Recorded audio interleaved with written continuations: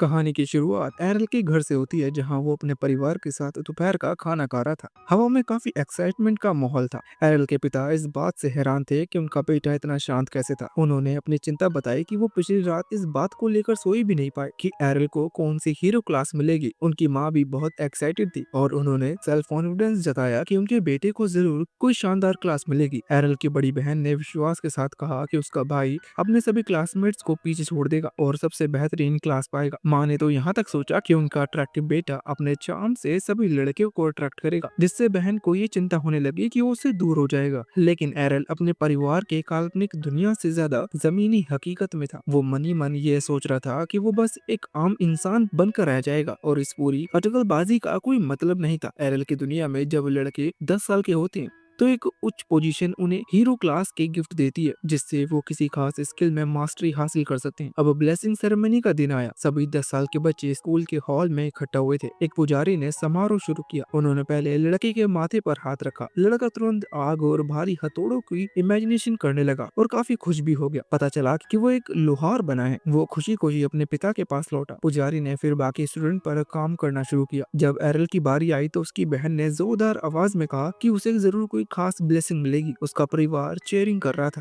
और एरल पुजारी की ओर बढ़ा। वहाँ मौजूद लोग एक दूसरे से फुसफुसा रहे थे क्योंकि एरल के माता पिता एक स्वॉर्ड प्रिंस है और एक आर्क में महान हीरो थे और सबको उम्मीद थी कि एरल को भी कोई एडवांस क्लास मिलेगी। एरल ने पुजारी के पास पहुंचकर आंखें बंद कर ली और पूरे कंसंट्रेशन के साथ अपने मन को केंद्रित करने की कोशिश की ताकि उसे भी कोई इमेज दिखाई दे। उसने इंतजार किया लेकिन उसके दिमाग में पूरी तरह से खालीपन और अंधेरा था। पुजारी ने जब अपना हाथ हटाया तो उनके चेहरे पर गहरा सरप्राइज था। उन्होंने पूरे हॉल में अनाउंसमेंट की कि एरल का कोई भी आशीर्वाद नहीं मिला है। वो एक रियल क्लासलेस हीरो का मामला था। एरल के परिवार की एक्साइटमेंट तुरंत निराशा में बदल गई। उन्हें लगा कि उनके साथ पूरी तरह से धोखा हुआ है और टैलेंटलेस फेलियर के रूप में एरल का भविष्य बर्बाद हो गया। उनके महान परिवार के लिए ये एक बहुत ही बड़ा सदमा था। अगले दिन निराशा के बावजूद एरल ने अपनी जिंदगी सामान्य ढंग से शुरू कर दी और नॉर्मल तलवारबाजी की प्रैक्टिस करने लगा। उसके माता पिता ने उसे एश्योरेंस दिया कि वो उसे घर से नहीं निकालेंगे और वो वहीं रह सकता है। रोयल ने बताया कि वो ठीक है और वो मुखतखोर नहीं बनना चाहता बल्कि खुद को साबित करेगा। उसकी बहन ने तुरंत उसे सपोर्ट देने का वादा किया। अपने परिवार को इतना ज्यादा चिंता में देखकर एरल ने उन्हें याद दिलाया कि वो हमेशा से अपनी माँ के साथ तलवारबाजी की प्रैक्टिस करता आ रहा है, इसलिए बिना किसी क्लास के भी वो किसी काम आ सकता है। हालांकि उसने मन ही मन सोचा कि उसकी माँ एक भयानक टीचर थी क्योंकि वो ट्रेनिंग में हमेशा अपनी इनक्रेडिबल ताकत का इस्तेमाल करती थी और रॉयल को हवा में उड़ा देती थी। रॉयल की माँ खुशी थी कि उनका बेटा इतना समझदार था, जबकि पिता ने सोचा कि वो शायद सच में कोई असली नौकरी हासिल कर पाएगा। जब परिवार ने उस पर फिर से बहुत ज्यादा ध्यान देना शुरू किया तो एरल इस दुलार से तंग आ गया। उसे लगा कि वो दया का पात्र बन गया है। वो तुरंत वहां से उठा और अपनी ट्रेनिंग जारी रखने के लिए निकल गया। ट्रेनिंग ग्राउंड में पहुंचकर एरल ने स्पोर्ट्समैन क्लास के दो स्टूडेंट को अपनी तलवारों से लड़ते हुए देखा। उनकी चालों में उनकी क्लास के कारण एक नेचुरल सिंपलनेस थी। लड़कों ने एरल को देखा और मजाक उड़ाते हुए पूछा कि वो बिना किसी क्लास के यहाँ क्या कर रहा है। एरल ने शांति से कहा कि वो उन्हीं की तरह ट्रेनिंग लेने आया है। लड़कों ने हंसते हुए बताया कि उन्हें ट्रेनिंग की जरूरत नहीं है क्योंकि उनकी क्लास ने उन्हें पहले से ही इतनी एबिलिटी दे दी है। वो तो बस मजे कर रहे थे। उन्होंने अपनी क्लास में मिले एबिलिटी को शो करने के लिए फिर से ड्यूल शुरू कर दिया। एरल ने देखा कि उनके मूवमेंट सिंपल थे लेकिन उनमें स्ट्रेटजी और इंटेंस कंसंट्रेशन की कमी थी। एरल ने उन्हें चुनौती दी कि वो उससे लड़े। एक लड़के ने बिना क्लास के उन्हें चुनौती देने पर हंसा, लेकिन एरल ने शांति से सोचा कि उसे क्लास की जरूरत नहीं है। इंसल्ट महसूस करके उस लड़के ने एरल को सबक सिखाने के लिए उसकी चुनौती एक्सेप्ट कर ली।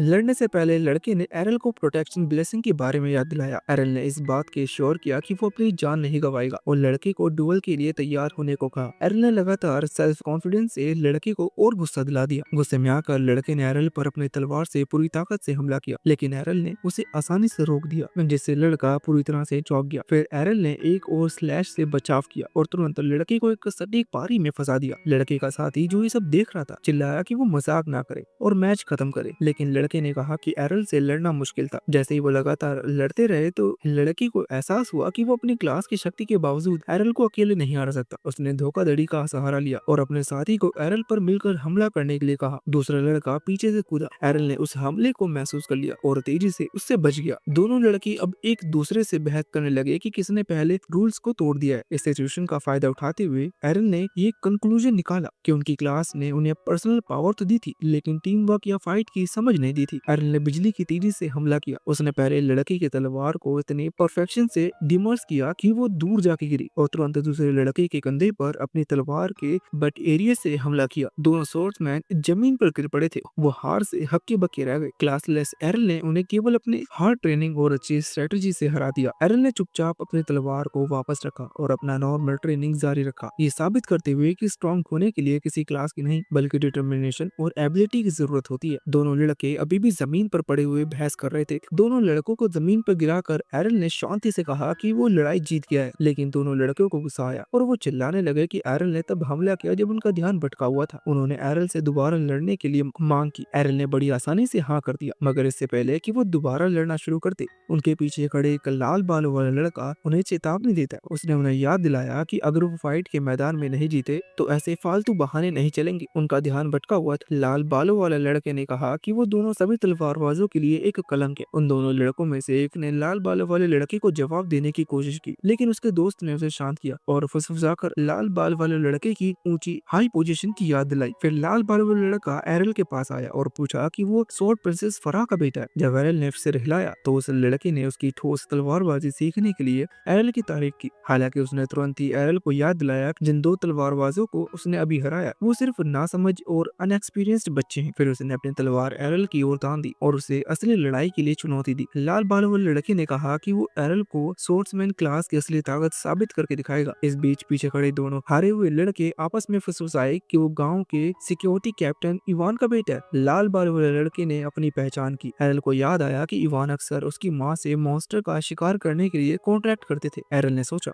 कि ये प्यार दिखाने वाला लड़का तो अपने पिता जैसा बिल्कुल नहीं दिखता, और वो सरप्राइज हुआ कि ये बड़ा होकर ये भी इवान की तरह रूखा सूखा आदमी बन जाएगा। लाल बालों वाले लड़के के कंधे कांपने लगे। उसने अपने माता पिता इवान की तारीफ की कि वो एक शक्तिशाली तलवारबाज और समझदार टीचर है। उसने नाराजगी से कहा कि उसके माता पिता ने इतने अच्छे गुण होने के बावजूद एरल की माँ ने गलत तरीके से सबसे मजबूत तलवारबाज का खिताब उसके पिता से छीन लिया था। उसकी इच्छाएं भारी बातों से सुनकर एरल को समझ आ गया कि ये लड़का सिर्फ अपनी निराशा उस पर निकाल रहा है, क्योंकि वो उसकी माँ से नफरत करता था। जब एरल ने उसे पकड़ लिया तो लाल बालों वाला लड़का शर्मिंदा हो गया, लेकिन उसने एरल से पूछा कि क्या वो यही सोचता है। एरल ने कंफर्म किया कि उसकी माँ ही उनके गांव की सबसे शक्तिशाली लेडी है। इस बात पर लड़के ने गुस्से में कहा कि उसे अपने पिता से सबसे अच्छी तलवारबाजी का टैलेंट विरासत में मिला है, इसलिए वो एरल को हराकर ये साबित करेगा कि उसका परिवार बेहतर है। थोड़ा शांत होने के बाद लड़के ने एरल को बताया कि वो 1 साल पहले ही सोर्ट्समैन बन गया था और तब से वो अपने पिता के गाइडेंस में कड़ी ट्रेनिंग कर रहा है। अपने इस स्ट्रगल के कारण लड़के को लगा कि उसके हारने का कोई सवाल नहीं है। हालांकि एरल ने उसे याद दिलाया कि उसने भी अपनी शक्तिशाली माँ से गाइडेंस हासिल किया है, इसलिए वो भी उससे हारने वाला नहीं है। दोनों लड़कों ने अपनी तलवार उठाई और लड़ाई शुरू हो गई। लाल बालों वाले लड़के ने पहले हमला किया। एरल ने तेजी से उसके हमले को रोका और पलटवार किया। दोनों के बीच एक भयंकर फाइट छिड़ गई। उन्हें एक दूसरे पर वार करता देख वो दोनों लड़के हैरान थे कि क्लासलेस होने के बावजूद एरल उस लाल बालों वाले लड़के का मुकाबला कर रहा था। लड़के को अपनी तलवार चलाते हुए देखकर एरल ने मान लिया कि वो अन्य दोनों लड़कों से कहीं ज्यादा मजबूत था, लेकिन उसकी चाल गुस्से से भरी थी। एरल ने उसके फिसलने का इंतजार कर रहा था और जैसे ही उसे एक मौका मिला उसने हमला किया, लेकिन लड़के ने ट्विन क्लास नाम के एक स्किल का इस्तेमाल किया जिसने एरल को पीछे धकेल दिया और वो एक दीवार से टकराया। लाल बालों लड़का हैरान था कि एरल ने उसके पहले बार को रोक दिया, लेकिन उसने देखा कि एरल दूसरे बार से घायल हो गया था। एरल ने अपना पेशेंस खो दिया और उस लड़के की एबिलिटी के बारे में पूछा। लड़के ने समझाया कि ये सोर्ट्समैन क्लास का स्किल है जिसे क्लासलेस लोग रोक नहीं सकते। हालांकि एरल ने डिटर्मिनेशन किया कि वो इसे अपनी ट्रेनिंग से रोक भी सकता है, और लाल बालों लड़के ने उसकी प्रेसिशन की तारीफ की। कुछ दिन बाद सुबह देर तक एरल को खर्राटा लेता देख उसकी बहन उसे जगाने आई और उसे चुबन देकर उठाने की कोशिश की। इससे पहले कि वो उसे छू पाती, एरल उठ गया और अपनी बहन को ठोकर मारकर दूर कर दिया। एरल की बहन नाराज हो गई और जब वो नाश्ता करने के लिए कमरे से बाहर निकला उनकी मां मुस्कुराई और नाश्ता परोसा। परिवार के साथ बैठकर खाने लगे। एरल की बहन ने पूछा कि क्या वो फिर से ट्रेनिंग के लिए जा रहे हैं। एरल ने सिर हिलाया जिससे उसकी बहन गुस्से में आ गई। उसने एरल से आराम करने और उसे अपना सपोर्ट देने के लिए कहा, लेकिन एरल ने उसकी बात अनसुनी कर दी और जाने के लिए खड़ा हो गया। उसकी बहन शॉक हो गई कि जब से एरल घर पर पिटकर आया तब से वो रोजाना ट्रेनिंग के लिए क्यों जा रहा है। फराह ने अपनी बेटी को अश्योरेंस दिया कि एरल ठीक रहेगा और बताया कि उनके बीच में एक ऐसा रहस्य है जिसके बारे में वो नहीं जानती थी। तलवारबाजी के मैदान से लौटने के बाद एरल की माँ फराह अपनी बेटी लिया को लेकर बाहर आई और एक संदूक खोला जो टूटा हुए तलवार से भरा था। ये सीन देखकर लिया हैरान हो गई। उसकी माँ ने बताया पिछले कुछ दिनों से एरल कितनी कठोर ट्रेनिंग कर रहा था। फरा इस बात से खुश थी कि एरल को दूसरे बच्चों से डुएल करने में इंस्पिरेशन मिल रही थी। एरल का ये डिटर्मिनेशन देखकर लिया भी एक्साइटेड हो गई, लेकिन उसने फिर भी इच्छा जताई कि वो एक ऐसी दुनिया बनाना चाहती है जहाँ एरल जैसे क्लासलेस लोगों के साथ भेदभाव ना हो। उसकी माँ ने उसके महान लक्ष्य पर मुस्कुरा दिया। इस बीच जंगल में एरल एक पेड़ पर बने ट्रेनिंग एम पर जोर से वार कर रहा था और फिर हमले के लिए पीछे हट गया। उसने ठीक वैसा ही ट्यून क्लासेस का प्रदर्शन किया जैसे लाल बाल वाले लड़के ने किया था। अपनी नई शक्ति से एरल खुश था। उसने सोचा कि लाल बाल वाले लड़के से पिटना उसके लिए फायदेमंद रहा। तभी झाड़ियों में छुपा एक गॉब्लिन चुपके से एरल को घूर रहा था। वो अचानक एक क्लब लेकर हमला करने के लिए बाहर कूदा, लेकिन एरल मुड़ा और ट्विन स्लाइस से उसे दूर कर दिया। अपने स्किल की शक्ति पर एरल खुश हुआ। अचानक उसके पीछे एक विशाल मॉन्स्टर की दहाड़ सुनाई थी। एरल ने मुड़कर गांव की सुरक्षा टीम को मॉन्स्टर के दिखाने की खबर देने का सोचा, लेकिन तभी उसने एक घबराई हुई चीख सुनी। आवाज पहचानी हुई लग रही थी, इसलिए एरल ने सिक्योरिटी को बुलाने का विचार छोड़ दिया। उसने सोचा कि उस व्यक्ति को चोट लगने से पहले उसके पास सिक्योरिटी को बुलाना समय नहीं है। उसने अपनी तलवार पकड़ी और खुद को मानसिक रूप से अश्योर किया कि वो ठीक रहेगा और चीख की ओर जंगल की तरफ भाग गया। सोर्स के करीब पहुंचकर एरल ने एक झाड़ी से झांक कर देखा। वहां लाल बाल वाला लड़का खून से लथपथ हाथ के साथ था। उसने देखा कि एक विशाल होबोगोब्लिन लड़की के ऊपर मंडरा रहा। एरल शॉक हो गया कि ये मॉन्स्टर कहां से आ गया। उसने जल्दी समझा कि लाल बाल वाला लड़का भी उसी तरह प्रैक्टिस कर रहा था और उसने कुछ जंगली गॉब्लिन्स को हरा दिया होगा, जिसने हॉब गॉब्लिन्स को अट्रैक्ट किया, जो उन गॉब्लिन्स का मुखिया था। हॉब गॉब्लिन लड़के को एक कोने में धकेल रहा था, जबकि एरल उसके पीछे गया और सबसे अच्छे कोण से हमला शुरू कर दिया। एरल ने हमला करने के लिए एक गहरी सांस ली। लाल बालों लड़का मन ही मन सोच रहा था कि अब खेल खत्म हो गया। हॉबगॉब्लिन ने अपना क्लब आखिरी बार के लिए ऊपर उठाया, लेकिन अचानक एरल ने टून स्लाइस हमले से उसे काट दिया। जब वो बड़ा मॉन्स्टर जमीन पे गिरा तो एरल ने सोचा कि उसने आखिरकार उस तकनीक से फुटवर्क में महारत हासिल कर ली है। लाल बालों वाले लड़के ने चलने की कोशिश की, लेकिन वो लड़खड़ा गया और एरल की बाहों में गिर पड़ा। एरल ने ध्यान दिया कि लड़के ने अपना प्रोटेक्शन ब्लेसिंग खो दिया था। एरल ने उससे पूछा कि क्या उसके पास घाव को ठीक करने के लिए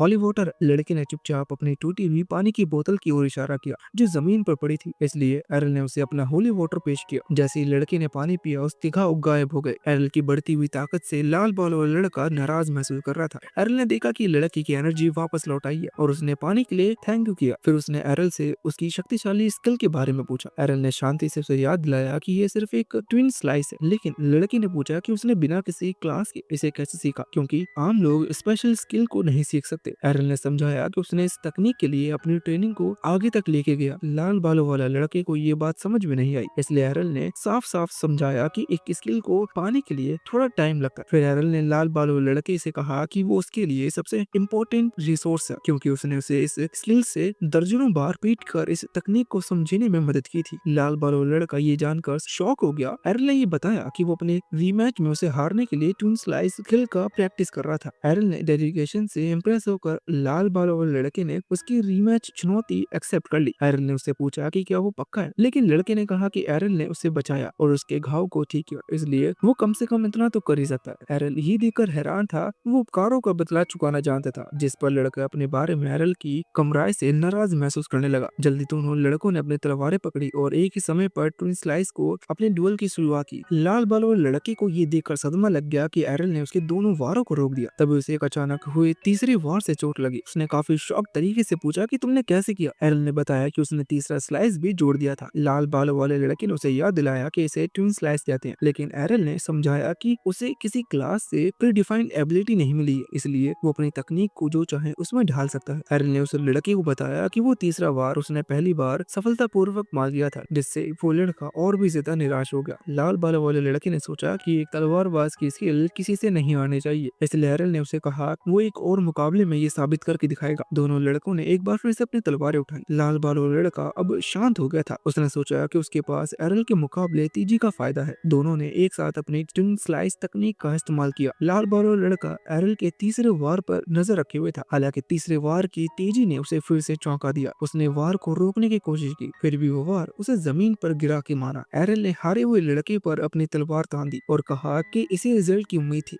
लाल बालों लड़के ने उससे पूछा कि तीसरा वार इतना तेज क्यों है। एरल ने समझाया कि उसने ये तरकीब भी उसी से सीखी थी। एरल ने खुलासा किया कि वो जानबूझकर अपने पहले दो वार को धीमा रखता है और अपनी पूरी ताकत तीसरे वार पर लगाता है ताकि अपोनेंट को चौंकाया जा सके। पूरी तरह से हारा हुआ महसूस करते हुए लाल बालों लड़के ने गुस्से में अपने दांत पीसे और हार मान ली। एरल जीत कर वहाँ से चला गया। कुछ दिन बाद एरल का परिवार रात का खाना खा रहा था। एरल की माँ फरहा ने बताया कि इवान का बेटा गांव छोड़कर ब्रिया में ट्रेनिंग करने के लिए गया है। इस खबर पर हैरान होकर एरल ने पूछा कि ब्रिया क्या है। उसकी माँ ने बताया कि ब्रिया को सिटी ऑफ सॉर्ड कहा जाता है। उन्होंने बताया कि शादी से पहले वो भी वहाँ एक गिल्ड में ट्रेनिंग करती थी। ब्रिया के बारे में सुनकर एरल बहुत एक्साइटेड हो गया। उसने सोचा कि ये उसके लिए एक बेहतरीन मौका हो सकता है वहाँ जाने का और एक क्लासलेस हीरो के रूप में अपनी पूरी पावर का पता लगाया जा सकता है। कुछ साल बीत गए थे। एरल ने अब तक कई मुश्किल दिन देखे थे। उसने अपने जीवन में ठान लिया था कि चाहे लोग उसे क्लासलेस कहें, वो अपनी मेहनत और लगन से दुनिया को साबित करेगा कि किसी पहचान की मुहर के बिना भी इंसान महान फाइटर बन सकता है। इसी सोच के साथ एक दिन उसने फैसला किया कि उसे अब ब्रेस्किया शहर जाना चाहिए।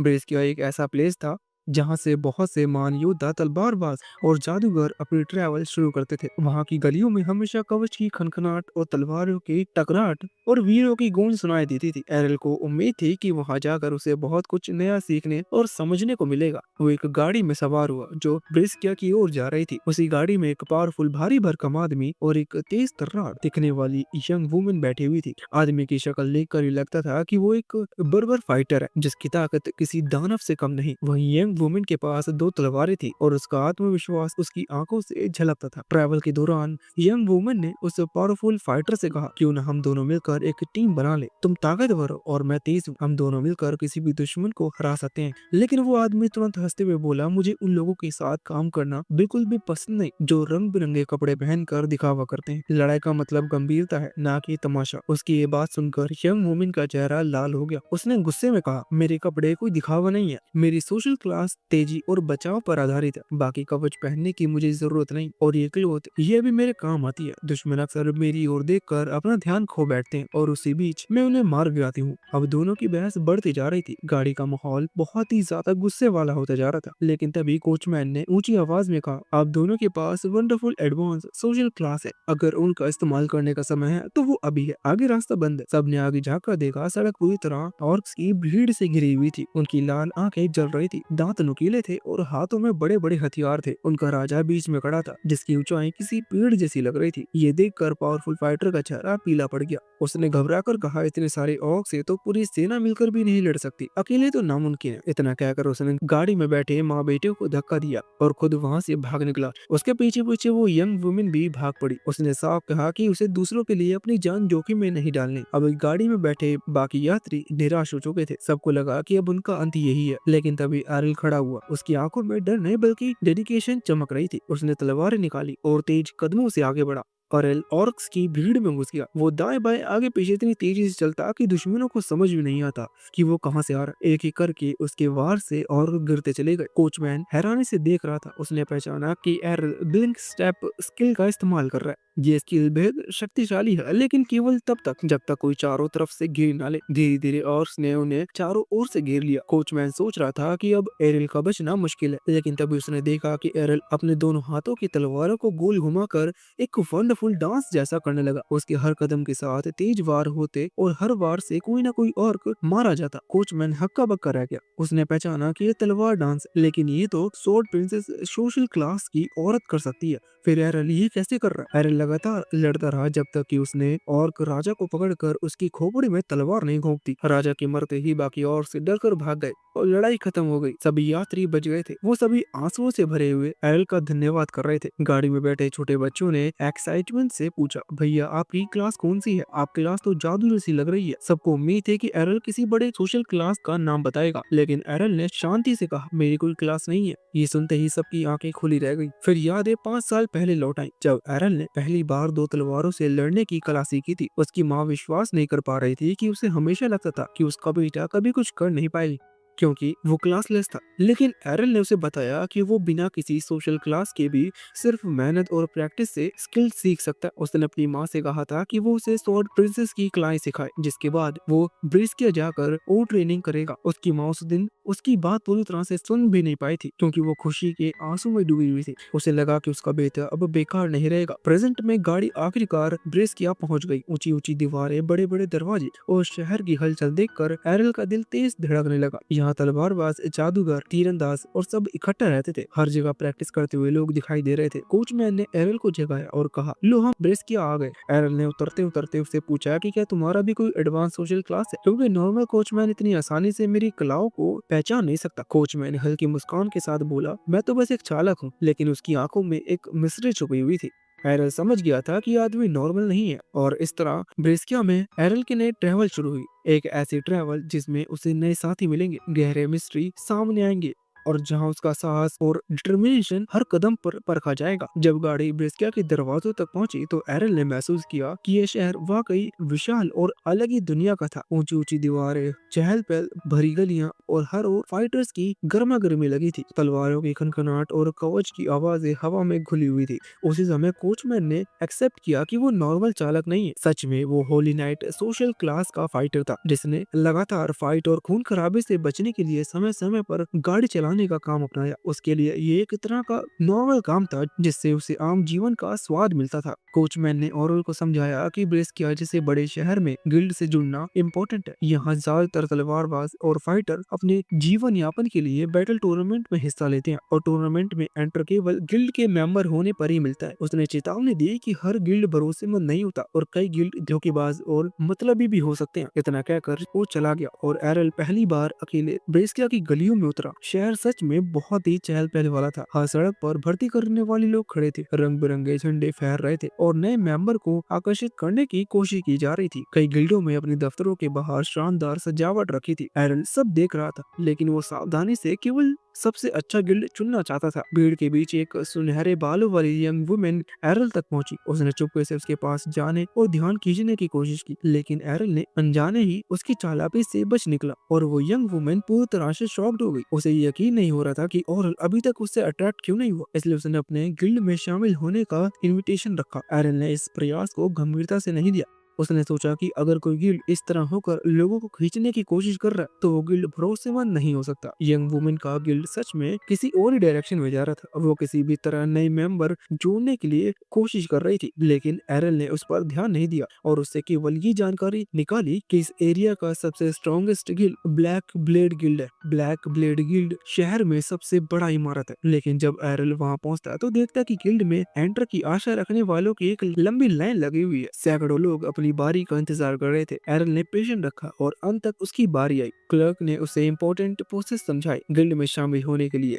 पहले एक एग्जाम देना पड़ता है, और एग्जाम में केवल वही बैठ सकता है जिसके पास एडवांस सोशल क्लास हो। जब एरल ने बताया कि वो क्लासलेस है, तो क्लर्क ने उसका मजाक उड़ाया और उसे लाइन से बाहर निकाल दिया। ये एक्सपीरियंस एरल के लिए बहुत ही ज्यादा दुख भरा था, लेकिन उसने पेशेंस बनाए रखा और डिमांड की कि उसे एग्जाम देने का मौका मिलना चाहिए। फिर भी नियमों को ध्यान में रखते हुए उसे एक्सेप्ट नहीं किया गया। इसके बाद एरल ने लगभग पूरे शहर में हर गिल्ड का दरवाजा खटखटाया। हर जगह उसने इनविटेशन दिए और कभी कभी अपनी पहचान छिपाई, और उसे झूठ भी बोलना पड़ा। लेकिन हर गिल्ड ने उसका कार्ड जांच कर ये जान लिया कि वो क्लासलेस है, और सब ने उसे ठुकरा दिया। धीरे धीरे ये साफ हो गया कि कोई भी गिल्ड उसे एक्सेप्ट करने को तैयार नहीं होगा। निराशा के कारण एरल को अपनी माँ की कही हुई बातें याद आई।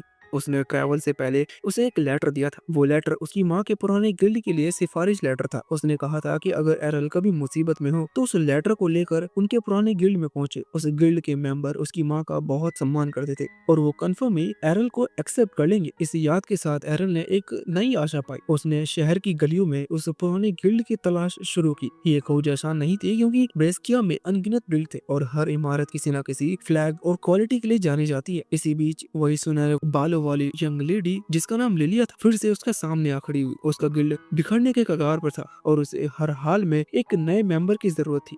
उसने फिर से एरल को अपने गिल्ड में शामिल होने के लिए मनाने की कोशिश की। उसकी सिचुएशन इतनी बुरी थी कि उसने सड़क पर घुटनों के बल बैठकर भीख मांगनी शुरू कर दी, यहाँ तक कि उसने अपनी गरिमा तक ही छोड़ दी और ऐसी बुरी सिचुएशन में लोगों के सामने गिड़गिड़ाने लगी। लेकिन एरल पहले ही वहां से जा चुका था।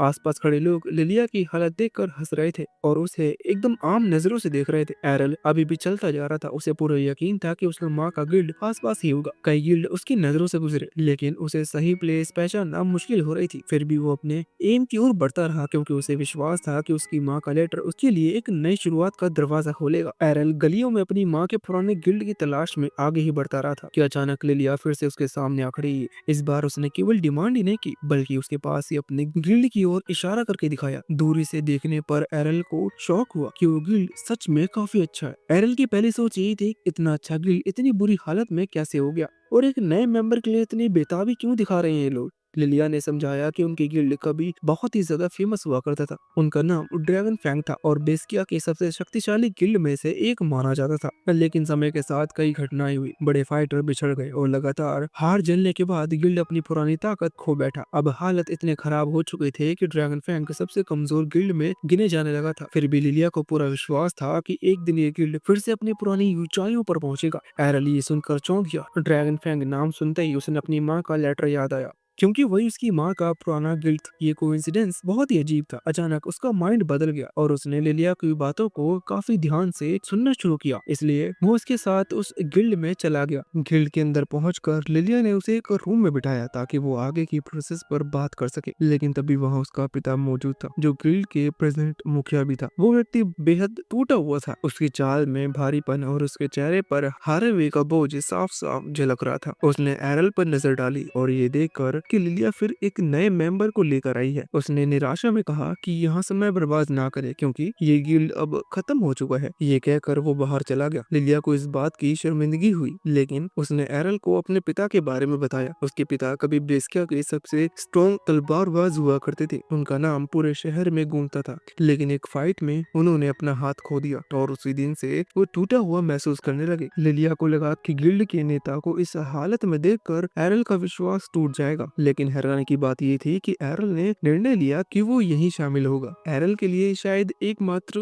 ऑप्शन था, क्योंकि कोई और गिल्ड उसे एक्सेप्ट नहीं कर रहा था। यह लिलिया के लिए बहुत बड़ी राहत वाली बात थी। उसने तुरंत एडमिशन का कॉन्ट्रैक्ट लेटर निकाला और उसे एरल के सामने रख दिया, और जब उसने उस पे साइन किए तो वो अधिकारी रूप में ड्रैगन फैंग गिल्ड का मेंबर बन गया। लेकिन तभी लिलिया ने ध्यान दिया कि उसने सच में एरल से उसकी क्लास के बारे में पूछा ही नहीं था। उसने कॉन्ट्रैक्ट लेटर देखा और हैरान रह गया, क्योंकि एरल ने उसमें अपनी सिचुएशन क्लासलेस लिखी हुई थी। शुरू में उसे लगा कि ये कोई मजाक है, लेकिन जब एरन ने अपने आइडेंटिटी कार्ड दिखाकर यह साबित किया वो सचमुच क्लासलेस है, तो लिलिया सुन रह गई। उसकी खुशी पल भर में गुस्से में बदल गई और उसने सोचा कि ये मेंबर गिल्ड के लिए बोझ बन जाएगा। लिलिया ने निराशा होकर ये मान लिया कि क्लासलेस फाइटर टूर्नामेंट में किसी काम का नहीं होगा। उसी समय गिल्ड की एक और मेंबर लीना कमरे में आई। लिलिया तुरंत रोते हुए उसके पास गई और बताया कि नया मेंबर क्लासलेस निकला है। जैसे ही लेना ने क्लासलेस शब्द सुना, उसने तुरंत समझ लिया कि यहाँ किसके बारे में बात हो रही है। उसने एरल को गौर से देखा और पूछा कि वो यहाँ क्या कर रहा है। एरल ने उसे अनदेखा किया, मानो वो अजनबी हो। लेना को विश्वास नहीं हुआ कि एरल उसे पहचान नहीं रहा। उसके साथ गांव में बिताए ट्रेनिंग के दिनों की याद उसके मन में ताजा हो गई, लेकिन एरल को याद नहीं आ रहा था, केवल इतना कि उसने कभी लाल बालों वाले एक साथी के साथ प्रैक्टिस की थी। उसे लगता था कि वो साथी कैप्टन इवांस का बेटा था। लेना ने सच्चाई बताई कि कैप्टन इवांस का कोई बेटा नहीं था, केवल एक बेटी थी, और वही बेटी अब उसके सामने खड़ी है। एरल को तब महसूस हुआ कि वही पुरानी साथी थी। उसने अपनी भूल एक्सेप्ट की और उसे पहचान लिया। लेना ने बताया कि वो पिछले 5 साल से लगातार ट्रेनिंग कर रही थी ताकि एरल से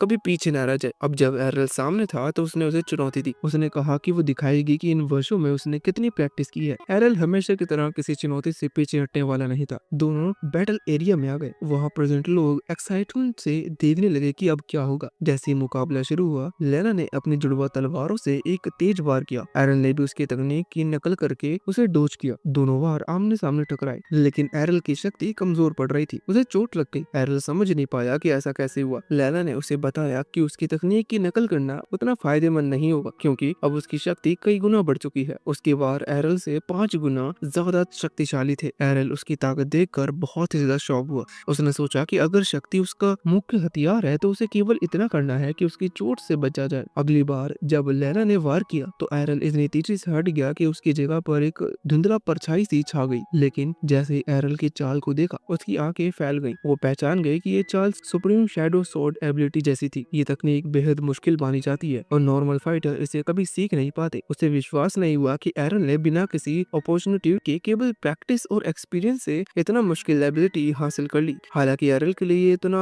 मिस्टीरियस नहीं था, क्योंकि उसकी नजर में ये बस एक तेज स्पीड से चलने का तरीका था। अब सिचुएशन पूरी तरह बदली, क्योंकि लेना कितनी भी कोशिश करती, एरल पर एक खरोच तक नहीं छोड़ पा रही थी। उसका हर वार खाली हवा में गिरता और एरल की गति उसके हर प्रयास को असफल कर देती। कुछ ही देर में एरल ने मौका देकर उसकी ही ताकत को उसके खिलाफ मोड़ दिया। जब लेना ने पूरी ताकत से हमला किया, एरल ने उसे काफी अच्छे से रोक कर उस पावर को वापस उसी की तरफ उल्टा भेज दिया। अगले ही पल लेना जमीन पर गिरी पड़ी बेहोश थी। फाइट का रिजल्ट साफ था, एरल जीत चुका था। लेना हार मानने को तैयार थी, लेकिन अंदर ही वो टूटी हुई थी। उसने 5 साल लगातार मुश्किल ट्रेनिंग की, केवल इसीलिए कि वो एरल को हरा सके, लेकिन रिजल्ट वही निकला। एरल अब भी उससे ज्यादा ताकतवर था। बाहर से उसने खुद को खुश दिखाने की कोशिश की, लेकिन जैसे ही वो कमरे से बाहर निकली, उसकी आंखों से आंसू रुक नहीं रहे थे। एरल और लिलिया ने उसे कुछ समय देने का डिटर्मिनेशन किया और वो दोनों वापस अपने रूम में लौट आए। वहाँ बैठकर एरल ने लिलिया से गिल्ड की सिचुएशन डिटेल से समझने को कहा। लिलिया ने बताया कि उनका गिल्ड इस समय भारी कर्जे में डूबा हुआ है। अगर वो अगली कंपटीशन नहीं जीत पाए तो गिल्ड पर लगा ये कर्जा उन्हें पूरा खत्म कर देगा। कंपटीशन से मिलने वाले पैसे ही उनका एकमात्र सहारा है, लेकिन उसमें भाग लेने के लिए कम से कम 3 मेंबर होना ही इम्पोर्टेंट था। यही कारण था कि लिलिया इतने बेचैन होकर नए मेंबर को ढूंढ रही थी। एरल को ये जानकर हैरानी हुई कि ऐसी सिचुएशन में भी लेना अब तक इस गिल्ड के साथ बनी रही। लिलिया ने उसे बताया कि जब लेना पहली बार शहर आई थी तो किसी बड़े गिल्ड से उसे एक्सेप्ट नहीं किया, क्योंकि कोई भी एक्सपीरियंस के लिए एक छोटे बच्चे को कभी अपने गिल्ड में शामिल नहीं करेंगे। लेकिन उसके पिता ने दया और विश्वास दिखाते हुए लेना को अपने गिल्ड में शामिल कर लिया। तब से लेना ने इसे अपना घर मान लिया और वफादारी से यहीं रही। जब उसकी सिचुएशन बेहद मुश्किल थी, एरल ने उसे ठंडे दिमाग से सोचा। उसकी नजर में चिंता करने की कोई जरूरत नहीं थी। अगर वो कंपटीशन जीत लेते तो सारी समस्या अपने आप ही हल हो जाती। हाँ, ये चुनौती काफी मुश्किल थी कि उनकी टीम में केवल 3 ही लोग होंगे और उन्हें 5-5 लोगों वाली टीम का सामना करना पड़ेगा। लेकिन एरल के भीतर ये सोच थी कि चुनौती ही असली ताकत की पहचान होती है। उसने मनी मन ये ठान लिया कि वो इस चुनौती से पीछे नहीं हटेगा। यही उस दुनिया की कहानी का अंत था। कंपटीशन पास आया, गिल्ड की आशाएं एरल पर टिकी थी और आगे के रास्ते में कई घटनाएं इंतजार कर रही थी।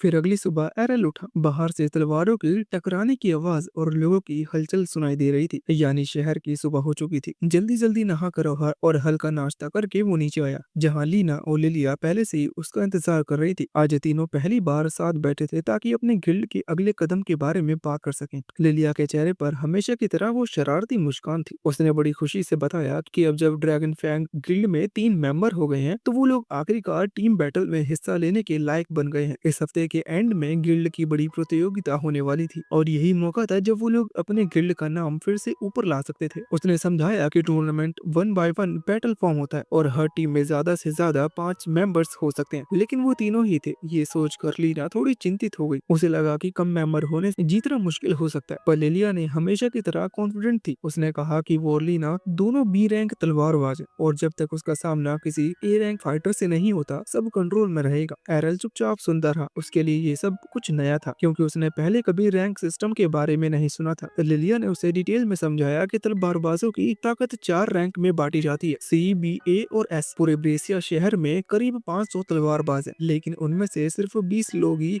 ए रैंक के हैं। लीना और लिलिया दोनों बी रैंक पर थी और क्योंकि एरल ने लीना को हराया था तो लिलिया को पक्का यकीन था कि वो भी कम से कम बी रैंक जितना ताकतवर ही है। उसका कहना था कि अगर किस्मत ने थोड़ा साथ दिया और सामने ए रैंक टीम नहीं आई तो जीतना कोई बड़ी बात नहीं होगी। बात करते करते लिलिया को याद आया कि टूर्नामेंट की टीम लिस्ट शायद कोलोसियम की नोटिस बोर्ड पर लग चुकी होगी, तो उसने कहा कि वो जाकर देखती है कि उनका मुकाबला किससे है। लिलिया के जाने के बाद लीना उठी और बोली कि वो थोड़ी ट्रेनिंग कर ले, लेकिन तभी एरल ने उसे रोका। उसने कहा कि उसे कुछ पूछना है। उसने सीधा पूछा क्या लीना के पास सिर्फ ताकत बढ़ाने की शक्ति है या कुछ और भी है। लीना ने बताया कि उसके पास एक स्पेशल स्किल है। ये स्किल उसकी डिवाइन प्रोटेक्शन को ज्यादा देर तक एक्टिवेट रखती है, यानी उसकी स्टेमिना और टफनेस बढ़ाती है। एरल ने थोड़ी देर सोचा और फिर समझ गया कि इसके लड़ाई में बहुत काम हो सकती है। उसने मनी मन ठान लिया कि अगर वो इसे किसी तरह खुद सीख ले तो उसकी ताकत कई गुना बढ़ जाएगी। उसने लीना से कहा कि वो उस पर वार करे ताकि वो बिना किसी डिवाइन प्रोटेक्शन के अपनी सहन शक्ति बढ़ा सके। लीना को पहले तो लगा कि वो मजाक कर रहा है, उसे थोड़ा अजीब भी लगा, लेकिन एरल का चेहरा देखकर साफ था कि वो बिल्कुल सीरियस है। वो सच में ट्रेन करना चाहता था। लीना ने हिचकिचाते हुए कहा कि ये नामुमकिन है क्योंकि स्किल्स गॉड का आशीर्वाद होता है और हर व्यक्ति की क्लास पर निर्भर करता है। लेकिन एरल शांत था, उसे पूरा भरोसा था कि अगर उसने ट्विन ब्लेड और शैडो स्किल जैसी तकनीकें खुद दोहरा ली तो ये भी कर सकता है। उसने अपने शब्दों को साबित करने के लिए लीना से उसकी तलवार मांगी। लीना को समझ में नहीं आया कि वो क्या सोचता है क्योंकि उसकी तलवार एक नॉर्मल तलवार से 5 गुना भारी थी। बिना ब्रूट स्ट्रेंथ स्किल के कोई भी उसे उठा नहीं सकता था। लेकिन जब एरल ने बिना किसी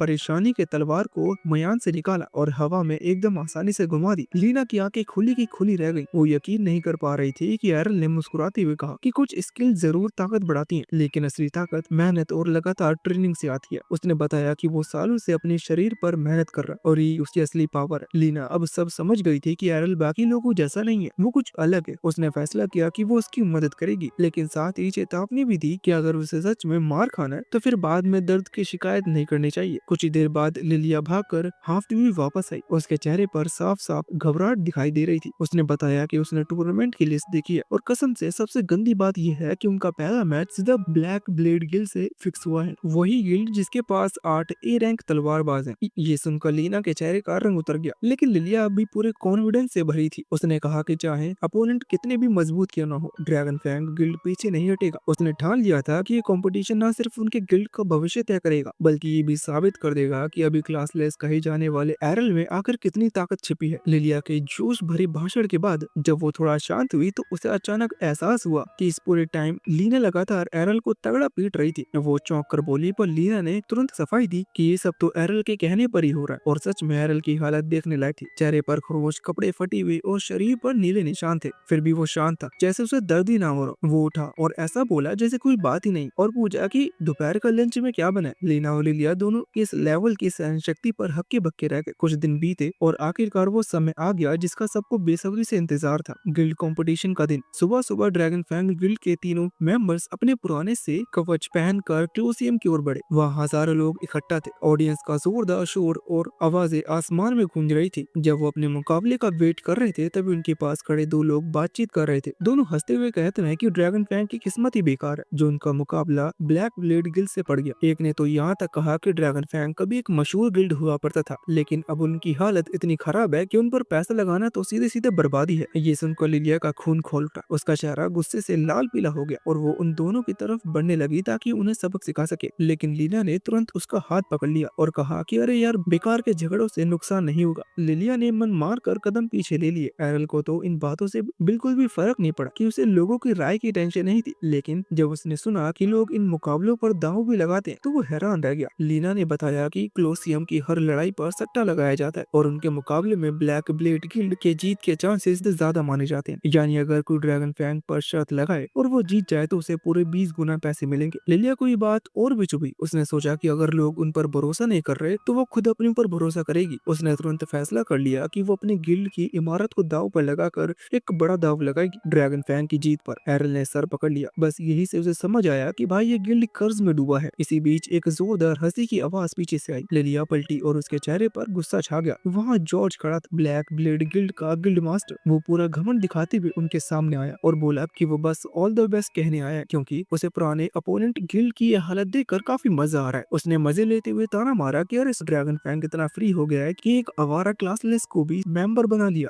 लिलिया ने गुस्से से उसकी ओर देखा पर कुछ कहा नहीं, लेकिन जॉर्ज ने एक और बॉम्ब फोड़ा। उसने बताया कि उसने खुद इस टूर्नामेंट की टीमों की जोड़ी सेट करवाई थी ताकि ब्लैक ब्लेड गिल्ड का मुकाबला ड्रैगन फैंग से हो सके। वो बोला कि उसने तो उन पर मेहरबानी की क्योंकि अब जब वो ब्लैक ब्लेड गिल्ड से लड़ेंगे तो सारा शहर उन्हें देखेगा। अगर वो किसी तुक्के से जीत गए तो उन्हें नाम और पैसा दोनों मिलेगा। मगर तभी उसने ठंडी हंसी हंसते हुए कहा कि ये जीत सिर्फ अगर पार्टी की है। समय बीतते बीते कोलोसियम में तहलका मचा हुआ था। माहौल पूरा गर्म था। ऑडियंस की आवाज पूरे मैदान में धमाकेदार तरीके से गूंज उठी। फाइनली आज का सबसे बड़ा मैच शुरू होने वाला था। ड्रैगन फैंग गिल्ड के 3 बंदे एरिना की ओर बढ़े। जब उन्होंने ब्लैक ब्लेड गिल्ड की टीम लिस्ट चेक की तो एरल थोड़ा हैरान हुआ। जॉर्ज, जो खुद लड़ने को इतना मरा जा रहा था, उसने पार्टिसिपेट ही नहीं किया, लेकिन जब उसने बाकी टीम देखी तो उसे तुरंत समझ आ गया कि उसकी जरूरत ही नहीं है। पूरी की पूरी टीम टीम ए रैंकर्स से भरी हुई थी। ये देखकर लिलिया और लीना थोड़ी घबरा गई, लेकिन एरल के चेहरे पर एक अलग ही खुशी थी। उसके अंदर एक जोश उमड़ आ रहा था, मानो ये डर नहीं बल्कि टॉप लेवल की चुनौती हो। उसे खुशी थी कि आज उसे नए स्किल देखने और सीखने का मौका मिलेगा। लिलिया ने मुंह बनाकर उसे याद दिलाया कि एरल, सीरियस हो जाओ, ये कोई टाइम पास नहीं है। इस लड़ाई पर उनकी गिल्ड का फ्यूचर टिका है। तभी घंटी बजी और तभी ब्लैक ब्लेड गिल्ड का एक मेंबर सामने आया, जिसका नाम था जियो, जो अपनी तेज तलवारबाजी और ब्लिंक डैश स्किल के लिए जाना जाता था। फिर अनाउंसर ने ड्रैगन फैंग की ओर देखा और जब उसने नाम पढ़ा तो वो बहुत ही ज्यादा हैरान रह गई और उसे अपनी आंखों पर यकीन नहीं हो रहा था, क्योंकि अपोनेंट जो था वो था एरल क्लासलेस। पूरा मैदान जोर से गूंज उठा। ऑडियंस में चर्चा शुरू हो गई। किसी को विश्वास नहीं हो रहा था कि कोई बेकार सा क्लासलेस भी टूर्नामेंट में हिस्सा लेने आया है। कई लोग हंसने लगे, कुछ ने मजाक उड़ाया और जियो को ये सुनकर बेइज्जती महसूस हुई कि उसे किसी ऐसे व्यक्ति से लड़ा जा रहा है जो क्लासलेस है। मुकाबला शुरू हुआ। जियो ने टाइम वेस्ट नहीं किया और ब्लिंक डैश मारा और झट से एरल के सामने आकर उसके छाती में तलवार घुसा दी। ऑडियंस ने सांस रोक ली, लेकिन अगले ही पल सबके होश उड़ गए। तलवार हवा में धसी थी और एरल की जगह सिर्फ एक धुंधली छाया खड़ी थी। असली एरल तो उसके पीछे था। ये उसकी शैडो स्किल का कमाल था। जियो पूरा शॉक हो गया। उसे समझ में नहीं आया कि क्लासलेस व्यक्ति ऐसे हाई फाई तकनीक कैसे इस्तेमाल कर सकता है, लेकिन वो एक एक्सपीरियंस्ड फाइटर था। उसने तुरंत अपनी रणनीति बदली। अभी ये सिर्फ पावर की नहीं बल्कि तेज दिमाग और क्विक रिएक्शन की लड़ाई थी। मैदान की हवा में तलवारों की गूंज उठी,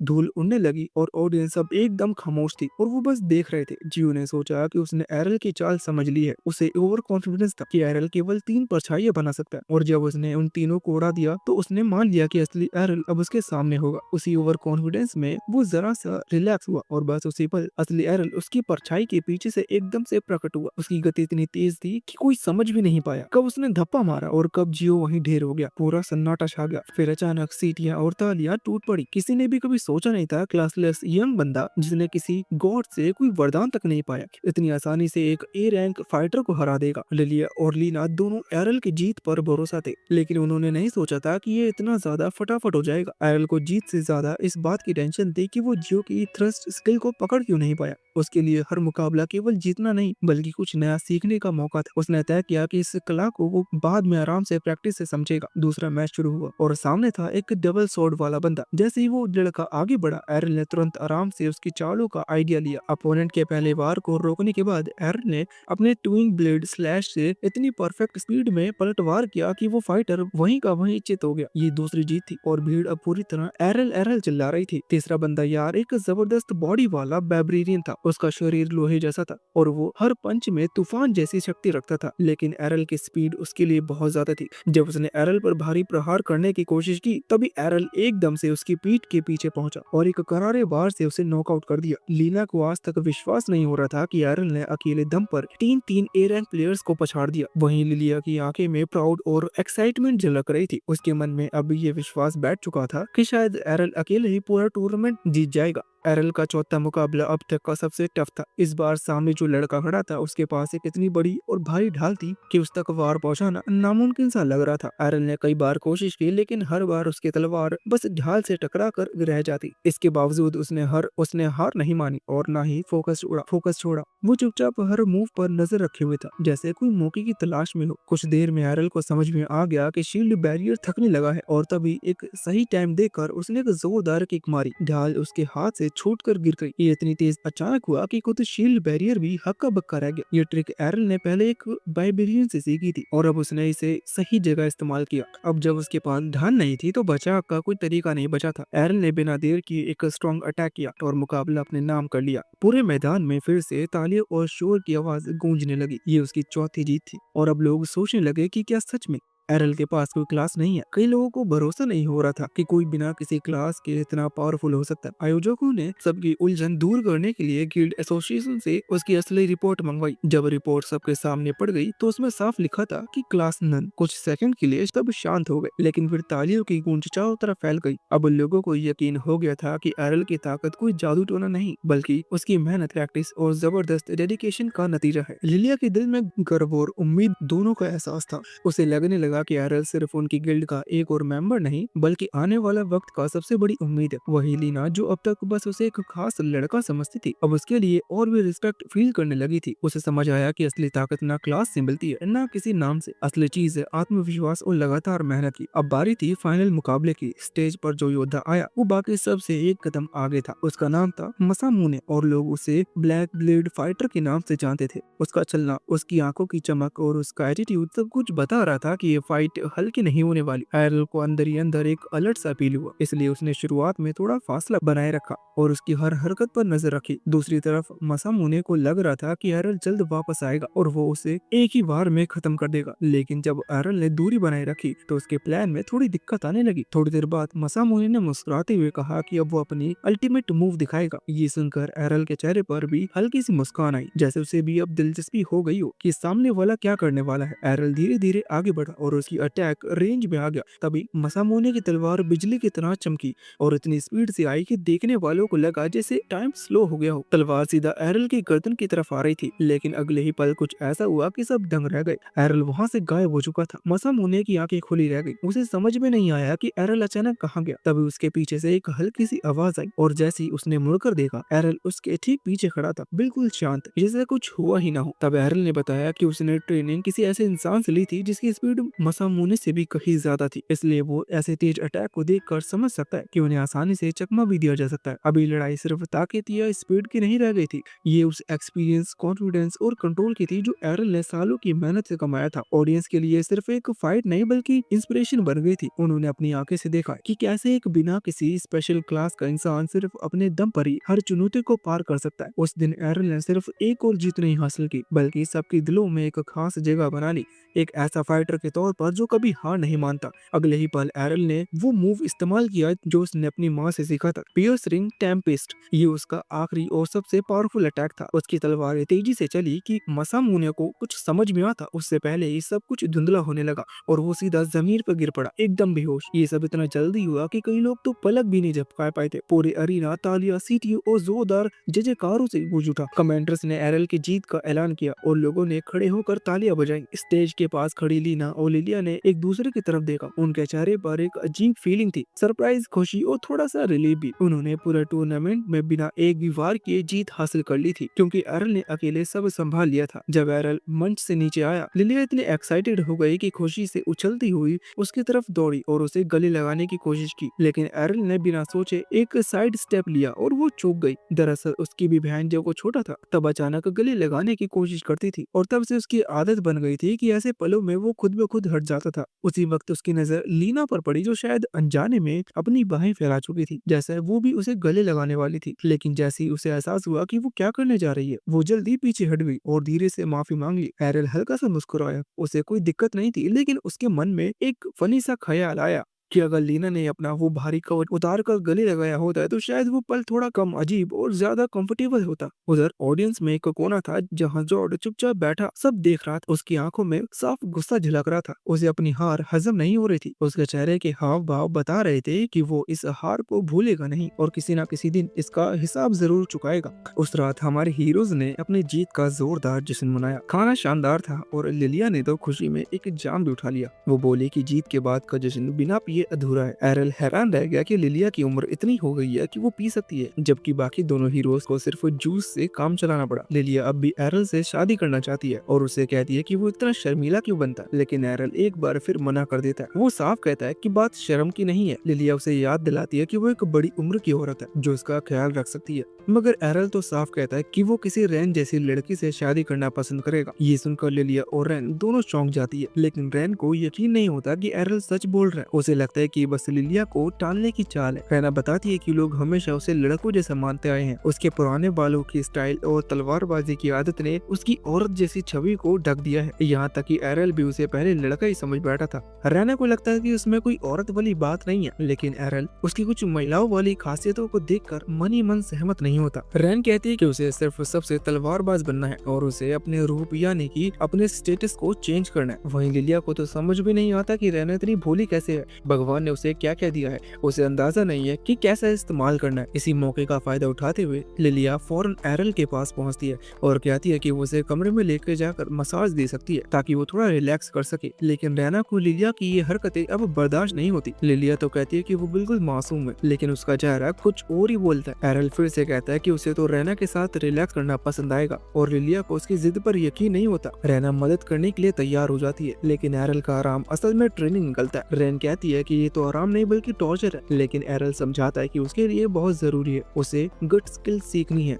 और इसके लिए उसे तब तक मार खाना पड़ेगा जब तक कि वो हद से पार न चला जाए। इस ट्रेनिंग के लिए उसे ऐसे साथी की जरूरत है जिस पर वो भरोसा कर सके और उसके लिए रैना से अच्छा कोई नहीं। रैना को अच्छा लगता है कि एरल उस पर इतना भरोसा करता है, लेकिन बिना किसी बचाव के उसे पीटना कुछ ज्यादा ही क्रूर लगता है। लेकिन तभी रॉड वहाँ आकर चिल्लाता है कि सब चुप रहो ताकि मैं सो सकूं। वो पूछता है कि इतनी रात को शोर क्यों मचा रहे हो, क्या कोई टूर्नामेंट हार गया है? लिलिया फौरन बताते कि उन्होंने तो ब्लैक ब्लेड जैसी मशहूर टीम को हरा दिया है। रॉड को यकीन नहीं होता और वो सोचते हैं कि शायद ब्लैक ब्लेड ने अपने नए लोगों को भेजा होगा, लेकिन लिलिया बताते हैं कि उनके सभी विरोधी ए रैंक के वाले थे। जब वो ये भी बताता है कि एरल ने अकेले ही सबको हरा दिया तो रॉड हैरान रह जाता है। अब उसे लगता है कि ये लड़का वाकई में बहुत ताकतवर है। लिलिया ये खुशखबरी भी देती है कि इस जीत से उन्हें इतनी कमाई हुई है कि गिल्ड की सारी जरूरतें भी पूरी हो जाएंगी। वो कहती है कि अब उनका गिल्ड फिर से अपने पुराने दौर में लौट सकता है, लेकिन रॉड को उसकी ये उम्मीदें ज्यादा लगती है। उसका कहना है कि इस दुनिया की सच्चाई कुछ और है। ऐसे ताकतवर लोग ज्यादा दिन किसी छोटे गिल्ड में नहीं रुकते, उन्हें बड़ी गिल्ड्स पैसे और ताकत का लालच देकर अपनी तरफ खींच लेती है। लेकिन लिलिया बताती है कि उसने इसका इंतजाम भी कर लिया है क्योंकि वो एरल से शादी करने वाली है, जिससे वो गिल्ड छोड़ ही नहीं पाएगा। एरल फिर से याद दिलाता है कि उसने ऐसा कोई वादा नहीं किया। रॉड को और भी निराशा होती है और वो अपनी बेटी से कहता है कि इस गिल्ड को बचाने की कोशिश बेकार, उसे अपनी जिंदगी किसी बेहतर काम में लगानी चाहिए। तभी एरल पहली बार कुछ बोलता है और लिलिया की तरफदारी करता है। एरल ने जब देखा कि रॉड हमेशा हार मानकर बैठा रहता है तो वो चुपचाप नहीं रह पाया। उसने कहा कि भले ही लिलिया दिमाग से थोड़ी खाली हो, लेकिन वो कम से कम कोशिश तो करती है, जो कि उस इंसान से कहीं बेहतर है जो हार मानकर कुछ करता नहीं। रॉड को ये सीधा सपाट बहुत बुरी लगती है, लेकिन एरल को हैरानी थी कि रॉड आखिर कब तक ऐसे ही मायूस बना रहेगा। एरल ने उसे याद दिलाया कि उसके पास अभी भी एक हाथ है और वो अब भी तलवार चला सकता है, मगर ये बात रॉड को भड़का देती है। उसने एरल को झपट लिया और गुस्से में कहा कि उसे रॉड की हालत का जरा भी अंदाजा नहीं है। रॉड का क्लास ड्यूअल स्वॉर्डमैन था और जब वो अब 2 तलवार नहीं चला सकता तो उसके सारे स्किल बेकार हो चुके हैं। स्किल सिर्फ एक बार मिलते हैं और अब वो किसी काम के नहीं रहे। एरल मानता है कि उसे रॉड की पूरी सिचुएशन नहीं पता, लेकिन वो खुद भी मुश्किलों से गुजरा है। उसका तो कोई क्लास ही नहीं था, ना कोई स्किल ना कोई पावर। ये सुनकर रॉड और ज्यादा झुंझला जाता है और वहाँ से चला जाता है। लेकिन एरल ये महसूस करता है कि रॉड के अंदर आज भी जबरदस्त ताकत है, भले ही वो खुद को बेकार समझ रहा हो। एरल को लगता है कि रॉड आज भी एक महान तलवारबाज बन सकता है, लेकिन उसने खुद को छोड़ दिया है। लिलिया फिर भी एरल की बातों के लिए उसका शुक्रिया अदा करती है। उसे लगता है कि शायद ये बात उसके पिता के दिल तक पहुंच गई होगी। रैना भी मानती है कि रॉड एक अच्छा इंसान है, बस उसे फिर से अपनी जुनून और मकसद ढूंढने की जरूरत है। एरल को भी उम्मीद है कि रॉड दोबारा ट्रेनिंग शुरू करेगा और वो खुद उससे कुछ सीखना चाहता है, क्योंकि ड्यूअल स्वॉर्ड्समैन से सीखने को बहुत कुछ हो सकता है। एरल के सीखने की भूख देखकर लिलिया उसे सुझाव देती है कि वो एक बार डंजन में ट्राई करे। रैना हैरान रह जाती है जब उसे पता चलता है कि एरल को डंजन के बारे में कुछ भी नहीं पता। दोनों लड़कियां बताती हैं कि तलवारों के शहर के नीचे एक विशाल डंजन है जिसमें जाल ही जाल बिछे हैं और हर जगह खतरनाक मॉन्स्टर्स हैं। ये सुनकर एरल में एक अजीब सी एक्साइटमेंट आ जाती है। रैना भी जाने को तैयार हो जाती है क्योंकि उसे सोर्ट्स गुड टूर्नामेंट की तैयारी करनी है। एरल को इसका भी कुछ पता नहीं होता, जिससे लड़कियां समझ जाती है कि ये लड़का वाकई एक गाँव से आया है और शहर की दुनिया से बिल्कुल अनजान है। शॉर्ट शूट टूर्नामेंट असल में पूरे शहर का सबसे बड़ा मुकाबला होता है, जिसमें दुनिया भर के सबसे ताकतवर तलवारबाज हिस्सा लेते हैं। लिलिया को पहले से पता था कि एरल इसमें भाग लेना चाहता है, इसलिए वो उसके लिए पहले ही रजिस्ट्रेशन फॉर्म ले आई थी। लेकिन जब एरल उसे बिना कुछ कहे फाड़ देता तो सब हैरान रह जाते हैं। रैना को लगा था कि एरल भाग लेना चाहता है, लेकिन वो बताता कि लिलिया ने उसे धोखे से शादी के प्रपोज पर साइन करवाने की कोशिश की थी। लिलिया हंसते हुए कहती है कि तो बस एक मजाक था, लेकिन एरल उसकी गर्दन पकड़कर उसे सबक सिखा देता है। इस सब के बीच किसी अंधेरे कोने में कोई उन सब पर नजर रखे हुए होता है। ये शख्स जॉर्ज के लिए काम करता है और वो बताता है कि एरल और उसके दोस्त अगले दिन डंजन में जा रहे हैं। जॉर्ज इसे अपने बदले का सही मौका मानता है। वो डंजन में उनके लिए एक हादसा सेट करेगा। ऐसा ताकि कोई उसे पकड़ न सके। वो पागलों की तरह हंसता है और कहता है कि उसे कोई रोक नहीं सकता।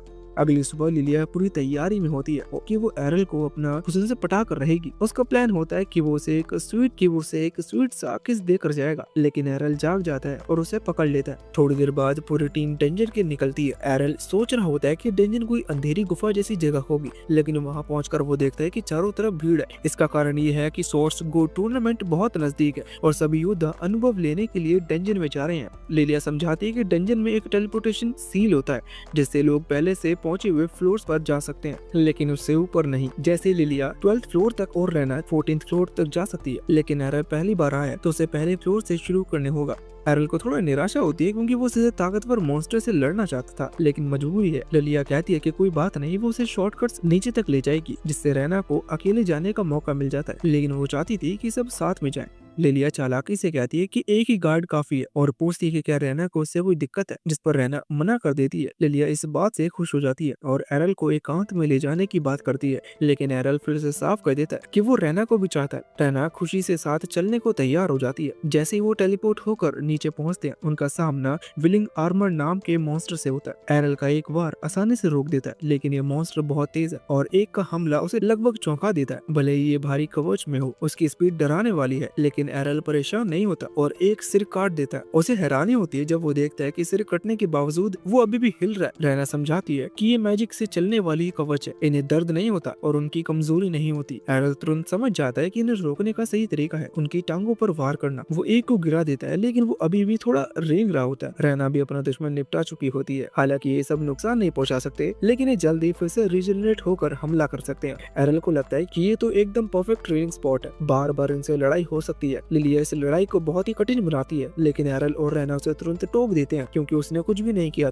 लिलिया कहती है कि वो जानबूझकर पीछे नहीं रही, बस एरल और रैना बहुत तेज थे, लेकिन एरल और रैना उसे तुरंत टोक देते हैं क्योंकि उसने कुछ भी नहीं किया था। लिलिया कहती है कि वो जानबूझकर पीछे नहीं रही, बस एरल और रैना बहुत तेज थे। इससे एरल को पहली बार ये सवाल आता है कि आखिर लिलिया का क्लास क्या है। लिलिया गर्व से कहती है कि वो एक फेंसर है और चाहे तो उसे कोई भी स्किल सिखा सकती है, एकदम डिटेल में। एरल को स्किल सीखना बहुत पसंद है, तो वो सोचता है कि फेंसर के बाद एक एडवांस क्लास क्या होता है। उसे याद आता है कि उसकी माँ का क्लास स्वॉर्ड प्रिंसेस था और लिलिया से कुछ नया सीखने को नहीं मिलेगा। लिलिया को ये बात बुरी लगती है क्योंकि उसे लगता है कि इसके लिए एकमात्र चीज है जो एरल उसमें देखता है। फिर भी वो कहती है कि वो उसे कुछ सिखा सकती है, जो कि है दया, लेकिन एरल उसे नजरअंदाज करके आगे बढ़ जाता है। उसी वक्त उन्हें किसी की मदद के लिए पुकार सुनाई देती है। वो एक बुरी तरह घायल लड़का होता है जो बताता है कि उसने एक नया रूम खोला है और वहाँ खतरनाक ट्रैप में फंस गया। ये डंजन में आम बात है, लेकिन उसकी चिंता है कि उसके दोस्त अब भी उस कमरे में फंसे हुए हैं। वो नहीं चाहता कि वो उन्हें छोड़कर बाहर निकले, इसलिए वो हीरोज से उन्हें बचाने की भीख मांगता है। रैना तुरंत मदद करने को तैयार हो जाती है, लेकिन लिलिया रुकने को कहती है। रैना को लगता है कि शायद प्लान बनाने के लिए कह रही है, लेकिन लिलिया तो कुछ और ही सोच रही होती है। उसका कहना होता है कि जब तक मेहनत की सही कीमत न मिले, जब तक कोई काम नहीं करना चाहिए। एरल को यकीन नहीं होता कि वही लड़की है जो कि थोड़ी देर पहले उसे दया सिखाने की बात कर रही थी। लिलिया कहती है कि डेंजन की दुनिया में सब अपने लिए जीते हैं, अगर मदद चाहिए तो कीमत चुकानी होगी। तभी घायल लड़का लिलिया को पहचान लेता है। खुश होकर बताते हैं कि वो ब्यूटीफुल स्पोर्ट्समैन मैगजीन के स्पेशल एडिशन में आ चुकी है और सोचती है कि अब वो फेमस हो रही है। लेकिन ये लड़का बताता है कि उसने एक आर्टिकल पढ़ा था जिसमें लिलिया को एक बेवकूफ और एक बदनाम गिल्ड की मेंबर बताया गया था। लिलिया उस आदमी की बात सुनकर गुस्से में तिलमिला उठती है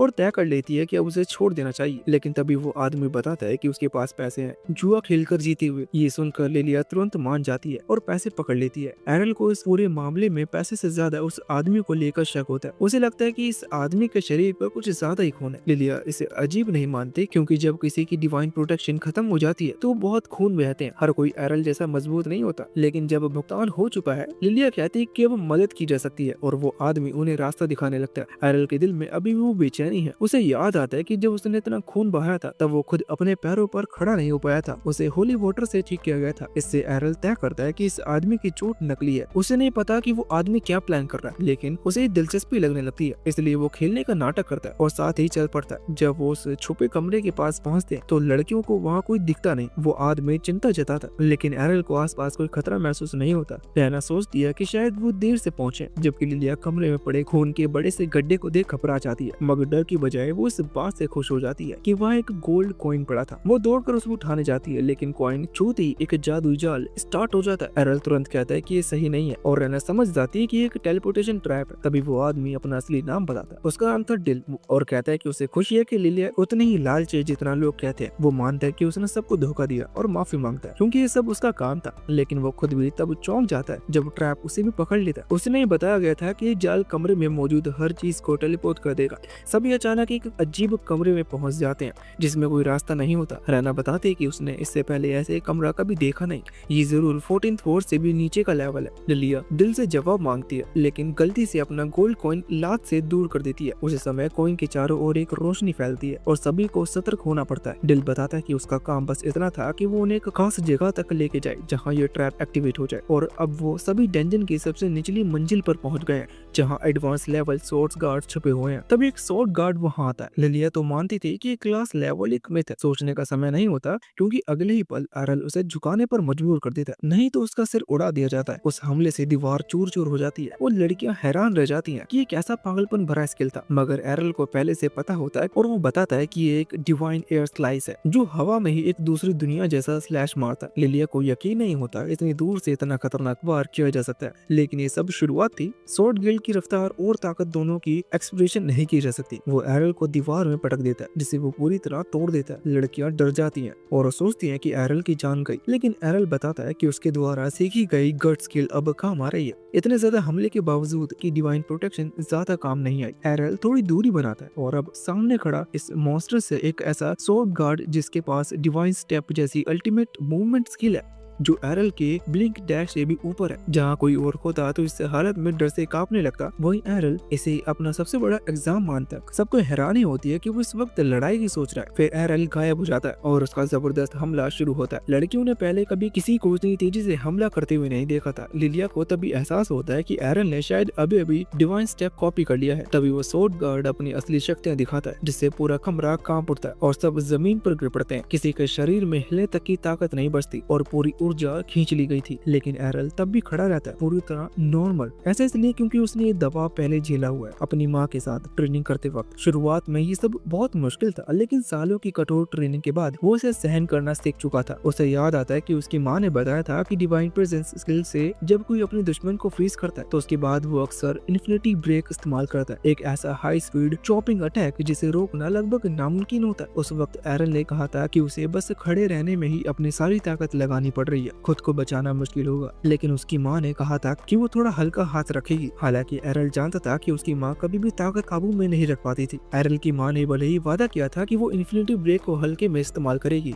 लेकिन उसने फिर से वही गलती दोहरा दी। उसने पूरी ताकत से हमला किया और लगभग पूरा जंगल तबाह कर दिया। अब इस पल में जब एरल खुद ही उसी स्किल का सामना कर रहा था, उसे अपनी माँ की पागल ट्रेनिंग का महत्व समझ आया। जब गॉड वही खतरनाक इन्फिनिटी ब्रेक स्किल तैयार करते हैं तो एरल लिलिया की गोल्ड कॉइन से उसका ध्यान भटकाता है। फिर वो हवा में उछाल लगाकर खुद वो स्किल इस्तेमाल करता है जिसे उसने इतने सालों से सीखा। उसके वार से वो तलवार पूरी तरह चूर चूर हो चुकी थी। लिलिया अपने पति पर फूली नहीं समाती, मगर एरल को फिर याद दिलाना पड़ता है कि वो शादी नहीं कर रहे। रहना थोड़ी सहज हो जाती है, लेकिन लिलिया बीच में टपक पड़ती है और उन्हें याद दिलाती है कि अभी रास्ता ढूंढना बाकी है। तभी एक रोशनी दिखाई देती है जिसे देख एरल सोचता है कि शायद फिर कोई मजबूत दुश्मन मिलेगा, लेकिन ये असल में एक टेलीपोर्टेशन स्पेल होता है। सब समझ जाते हैं कि बाहर निकलने का रास्ता है और लिलिया डील को भी साथ चलने के लिए कहती है। डील हैरान होता है, उसे लगता है कि उसे छोड़ दिया जाएगा या पीट दिया जाएगा। उधर एक बार में रोड एरल की बातों को याद करता है कि एक हाथ से भी लड़ाई मुमकिन है। रोड को ये बात हजम नहीं हो रही। तभी कुछ लड़के पास की टेबल पर बैठकर हंसते हुए बात करते हैं कि उन्होंने कैसे कुछ बेवकूफ एडवेंचर्स को एक टेलीपोर्टेशन ट्रैप में फंसा दिया। शुरुआत में वो कहते हैं कि डील को छोड़ने में थोड़ा बुरा लगा, लेकिन फिर खुलकर हंसते हैं। असल में उन्होंने जानबूझकर डील को ट्रैप के बारे में पूरा सच नहीं बताया ताकि उन्हें ज्यादा हिस्सा मिल सके। वो ड्रैगन पैंग ग्रीड को घटिया बताते हैं और रॉड ये सब सुन लेता है। रॉड गुस्से में उनका टेबल तोड़ देता है और पूछता है कि उन्होंने उसकी बेटी के साथ क्या किया। तभी जॉर्ज वहाँ आता है, लेकिन जॉर्ज कहता है कि वो बस उसे दयालुता में उसे खबर देने आया है कि लिलिया और उसके दोस्त एक खतरनाक कमरे में चले गए हैं। रॉड को समझ आ जाता है कि ये सब जॉर्ज की ही चाल है। वो उस पर हमले करने की कोशिश करता है, मगर जॉर्ज आसानी से बच जाता है। रॉड अंदर से टूट जाता है और लिलिया के लिए चिल्लाता है, लेकिन तभी लिलिया और उसके दोस्त बार में पहुंच जाते हैं। वो जश्न मनाने आए हैं। रॉड को चैन मिलता है कि उसकी बेटी जिंदा है, लेकिन लिलिया बताती है कि ये सब जॉर्ज की चाल थी और अगर एरल नहीं होता तो शायद वो सब मारे जाते। एरल बताता है कि उन्होंने स्वॉर्ड गॉड को हराया और सही सलामत लौटे। डील ने सब कुछ कबूल किया और बताया कि जॉर्ज ही इसके पीछे था। जॉर्ज कहता है कि उसने कुछ भी गलत नहीं किया क्योंकि डेंजर में हर कोई अपनी सुरक्षा का खुद जिम्मेदार होता है। रॉड कहता है कि जॉर्ज इससे बच नहीं पाएगा, लेकिन जॉर्ज उसे बस एक शराबी कहता है और वहाँ से निकल जाता है वापस अपने गिल्ड में। जॉर्ज गुस्से में अपना कमरा तहस नहस कर देता है। उसका पूरा प्लान पूरी तरह से फेल हो गया। वो मान नहीं पा रहा था कि एरल और उसके साथी अभी भी जिंदा है। जब से स्वॉर्ड प्रिंसेस गायब हुई है और उसने ड्यूअल स्वॉर्ड किंग को हराया, तब से वो सोच रहा था कि अब वो सबसे ताकतवर तलवारबाज बनेगा, लेकिन अब एक बिना क्लास वाला लड़का उसके रास्ते में खड़ा है। तब इसके कमरे में एक धुंध भर जाती है और एक रहस्यमय तलवार प्रकट होती है। एक गहरी डरावनी आवाज गूंजती है जो जॉर्ज की नफरत और बदले की भावना को महसूस कर पा रही है। वो कहती है कि वो जॉर्ज की ये खौफनाक भावना देख सकती है और अब वक्त आ गया है कि उसकी चाहत पूरी की जाए।